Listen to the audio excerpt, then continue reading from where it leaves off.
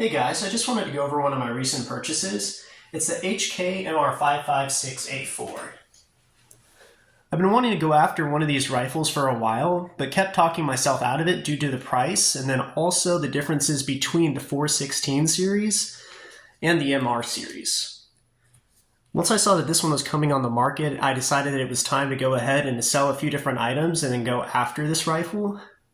So I figured I'd make a video showing my initial impressions of it, because I've only taken it out so far once to go out and shoot it in zero, and so far overall everything's been pretty good.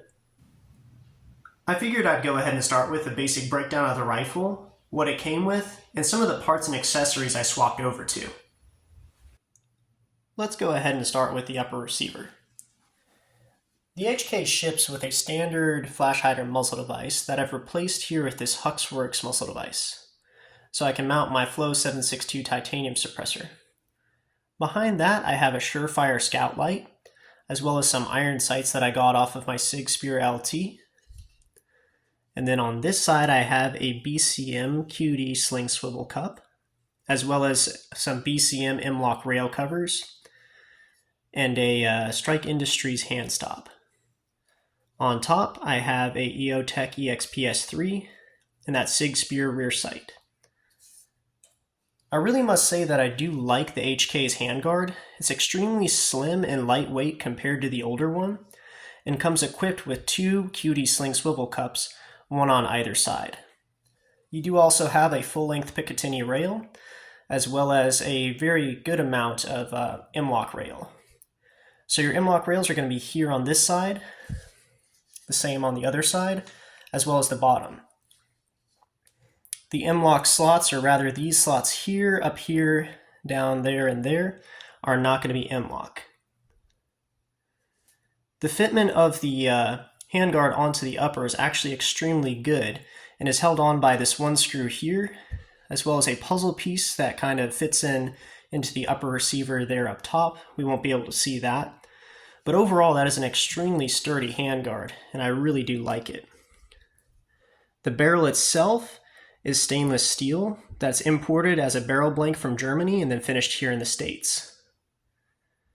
The operating system is going to be a short stroke gas piston with an adjustable gas block, which is one of the new features and one of the reasons that I decided that it was probably time to go ahead and buy this version of the rifle.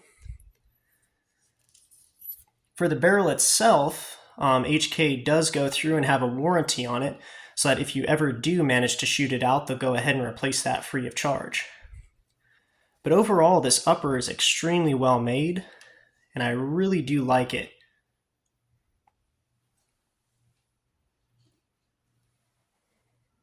Now let's take a look at the lower receiver. On the MR556 A4, HK decided to go ahead and make a few different improvements. One of those is going to be that they increased the angle here on the magazine well. That way the rifle can now accommodate almost any AR-15 or M4 style magazine. They also went ahead and removed the need to use a tool in order to push out the two takedown pins and separate the upper and lower receivers. Then they added in a few different ambidextrous features. We now have an ambidextrous magazine release, as well as bolt hold open and release, as well as safety. The safety also went from being a 90-degree throw to a 45-degree throw, making it a much faster safe to semi and vice versa and back. We also have a pretty decent H&K pistol grip. Pistol grip is going to be open on the bottom. I probably am going to switch out the pistol grip over to a Magpul K2 Plus or something like that. I find that I like those a little bit more. But overall, this is a pretty decent pistol grip. We also have an enlarged trigger guard there, making it very easy to use this weapon with gloved hands. Over here we have that ambidextrous bolt release. I do find that when I go through to use the bolt release, that sometimes I'm actually missing the bolt release altogether and pushing down on the frame here, trying to release the bolts without realizing it. That's a user error, but I do find myself doing that a lot when trying to drop the bolt off the right-hand side. Of course, you have your standard magazine release there. One of the other features that is kind of unique to the MR556 as well as the 416 is that the weapon can actually be placed back in a safe with the hammer forward, versus having to go ahead and charge the weapon and push the hammer back. Moving on back, we have a QD spot there in the end cap, as well as an enlarged castle nut. The diameter on the buffer tube itself is going to be a standard mil-spec diameter. That way you're able to use pretty much any mil-spec AR-15 stock or M4 style stock. You're also going to have a couple of screws in each side of that buffer tube. That way you can increase the tension on the stock and remove almost any slop. In the rear of the buffer tube, you're going to find that there's a few different holes drilled. And basically what that's for is that's one of the over-the-beach features that the 416 is famous for. So that if your weapon gets submerged in water, you can actually directly pull it out and start firing the weapon without having to drain it completely. Overall, the lower is extremely nice, and I've been very impressed by the machining and fit and finish of the lower. Now let's go ahead and take a look at the bolt carrier group and charging handle. The bolt carrier group itself is pretty much identical to the rest of the MR series.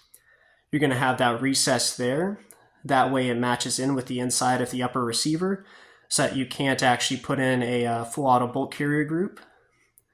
The bolt itself is going to be under spring tension from that firing pin spring.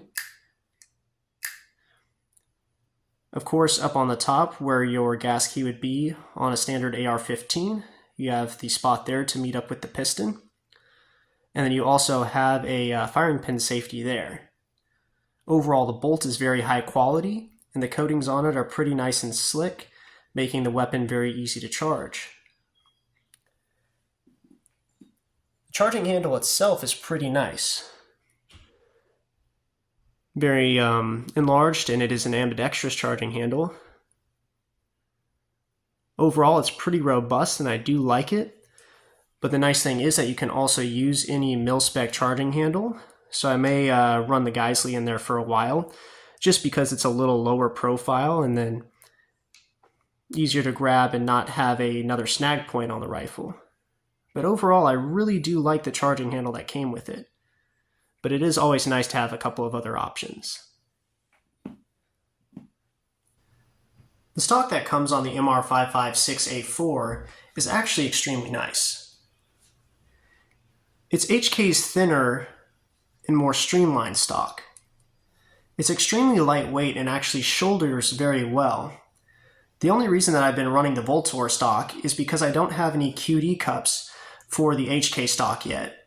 I'm still deciding whether or not I want to go ahead and pick those up, because due to the price of the rifle, the QD cups themselves from HK are about $200. So I don't know that I really want to go through and spend $200 just to be able to use this stock with QD. That's one of the nice things about being able to run any form of mil-spec stock on the MR556 A4. That way I can use whatever stock I want, because I really do like having a 2-point sling on my rifle and attach the sling into the stock itself. But overall, I really do find that this HK stock is extremely good and works extremely well. One of the cool things that I found with the HK MR556 A4 is that it actually takes the Mantis Dry Firing System meant for the regular AR-15, which is going to make it a little bit easier to showcase the trigger pull here on the HK. The HK comes with a pretty nice 2-stage trigger. You're going to have a little bit of sponge after that first stage before the break, but overall it's a very nice and smooth trigger pull. There are going to be a couple of other aftermarket triggers that I prefer, but I don't really have any plans of changing this one out anytime soon. The trigger pull itself is a little bit heavier than some of the other aftermarket triggers, but it's still significantly lighter and more smooth than a standard mil-spec trigger. But I do prefer some of like the Geisley SSA triggers or SSA EX triggers over the one that comes in this HK. Overall, I must say that I have been impressed with the HK MR556 A4 so far. But I do want to go through and test it out against other similar platforms, specifically the SIG Spear LT. This specific LT is actually one of SIG's professional program LTs, and that's the reason that it comes in this black finish. I have Huxworks flash hiders equipped on both rifles. That way they can accommodate the same Huxworks Flow 7.62 titanium suppressor. They both come with 16.5-inch barrels, have free-floated handguards, and operate off of short-stroke gas piston systems. They both have adjustable gas blocks and are fully ambidextrous. The Spear LT does have a stock that folds, and when it is folded you can still fire the rifle. And I've replaced the Spear LT's trigger with a Geissele SSA trigger. So I have two-stage triggers in both rifles. On the LT, I have an Aimpoint Comp M, and of course I have that EOTech EXPS3 on the HK MR556 A4. But anyway, let me know what you guys think in the comments, and if you want to, go ahead and like and subscribe so you can see future videos.